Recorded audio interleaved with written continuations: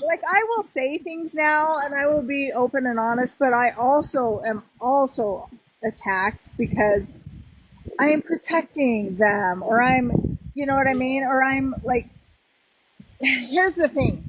It's Kody Brown Without a Crystal Ball. Welcome back to my channel. All right, Meri Brown has been on her TikTok going live with all of these different TikTok creators that talk about sister wives, and some of them are getting posted onto YouTube. And she recently went live with a creator and was answering questions about the show and about, life after polygamy and what's next in her life and where things stand with her former family members. And in this interview, Meri discussed this concept that fans have said that she still defends Kody and Robyn. And Meri proclaimed that she doesn't want to have a divorce where they say things that are mean. She wants to have an amicable divorce. She doesn't want to spill all the tea just because she can spill all the tea. She defended the fact that she doesn't share all aspects of her life. And just because she doesn't share something doesn't mean she's not aware of what's going on. Now, in this specific discussion, Meri addressed the fact that and the backlash that she doesn't or didn't see what was happening because of what we saw on the show about what was going on in the family. And true to Meri's sort of talking points on the show, she said that just because she didn't say anything about it doesn't mean she didn't see it. And just because she wasn't immediately aware, she would see it on the show just like the rest of us and know. But she said she wasn't blind to what was going on with Kody and Robyn and with the family.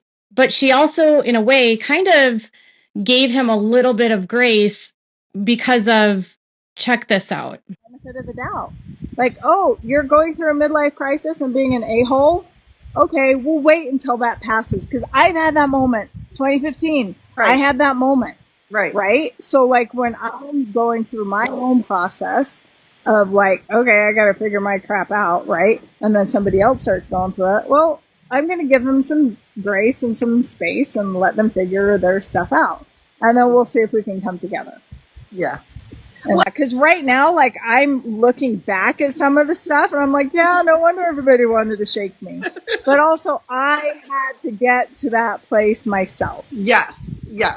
I was not oblivious to what was going on. And I think that's not, I know that that's a huge thing with a lot of people. It's like, can't you see what's going on? You're so stupid. It's like, no, I can see what's going on. I also have my morals and my values, which says, you know what? You made a commitment.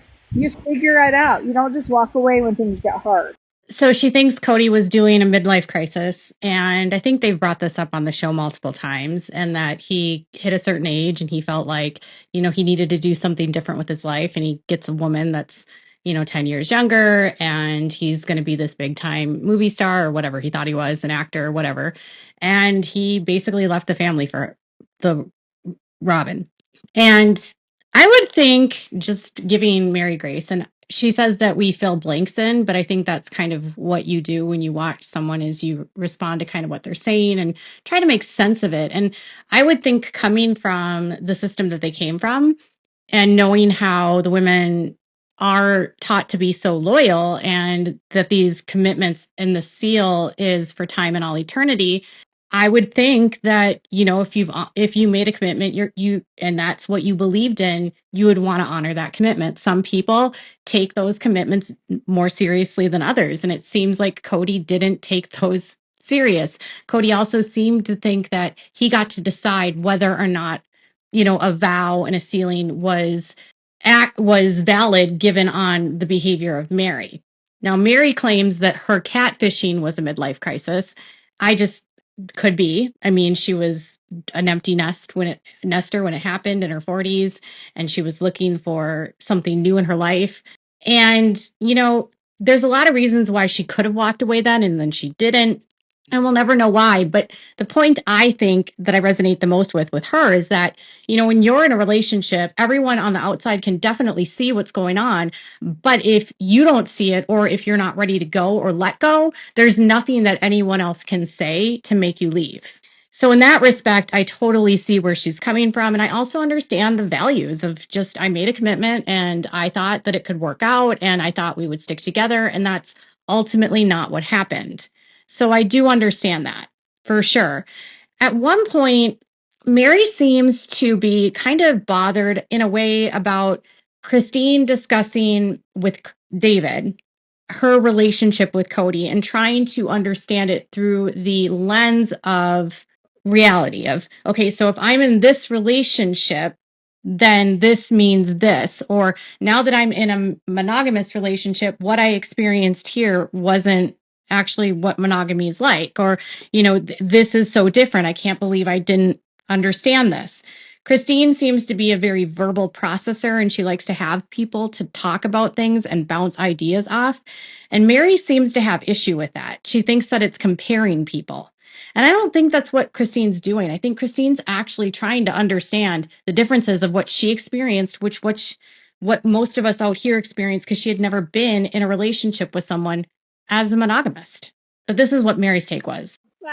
I'm not going to go into that wanting to talk trash about Kody or wanting to compare about Kody. Like I will use my experiences and what I learned from it and be like, okay, I recognize this is how I was treated or this is how things happen, but not, well, he used to do it this way, or you know what I mean? Like, what did I learn from it and how can I move forward, not let's talk trash. Yeah. Like I have dated people who I have had to say, you know what? I'm not interested in talking or just giving all the scoop or whatever.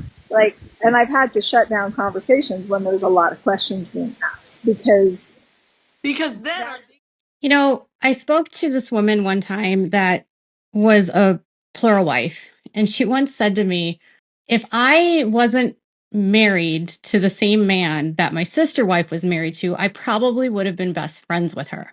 But when we started and we were in the family together and there were jealousies and insecurities and favoritism, and you start to deal with, the pitting of the women against each other and the competition of it all, you can no longer be friends with them because you're competing for the attention of the guy. And I sometimes think, if Meri and Christine would have not married the same person, I think they would have been friends because Christine, in my opinion, is a lot like Jen. And as much as she says, Meri, that she doesn't want to compare Kody to anyone else, every single person has that person that they talk through things. And in this last season, Meri spoke to her friends about Kody. No, did she compare him to other men or to a relationship? No, but she spoke to Jen about it. She spoke to the two women that were from the cult and now out of the cult. She spoke to her friend that lives in Vegas.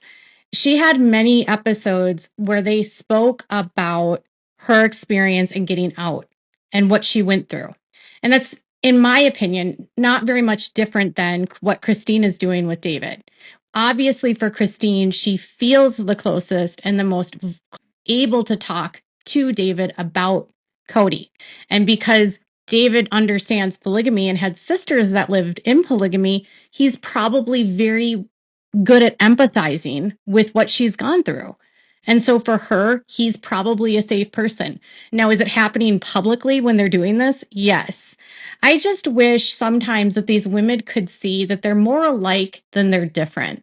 And they actually have a lot in common and they've gone through the same experiences. And I also understand they have been through a lot of trauma. I'm more than willing to bet that Christine endured a lot of trauma as the third wife because she was never the legal wife and her kids were illegitimate.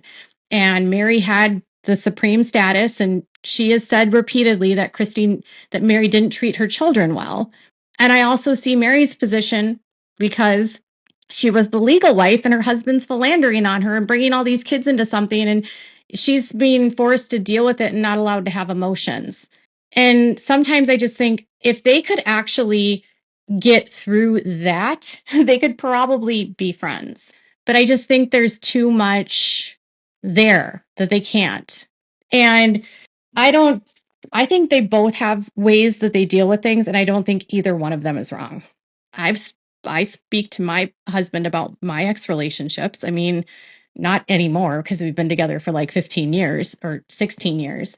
But you know what I mean? Like you go through that and you do talk about what happened in previous relationships. Doesn't mean that you're comparing things, not in a competitive way. You're just, this is what happened here. This is what happened here.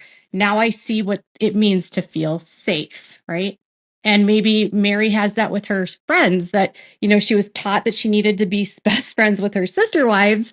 And, now she has friends and can see what unconditional love is with a friend, I suppose. But sometimes I wish that they could just see past all of it. But they're probably still too much in it because they watch each other talk trash about each other on a show, which to me would be extremely unhealthy for any kind of healing. She also then spoke about Robyn. What about life with Robyn now? Is there a life with Robyn now or not so much? No, not that much. No. Yeah.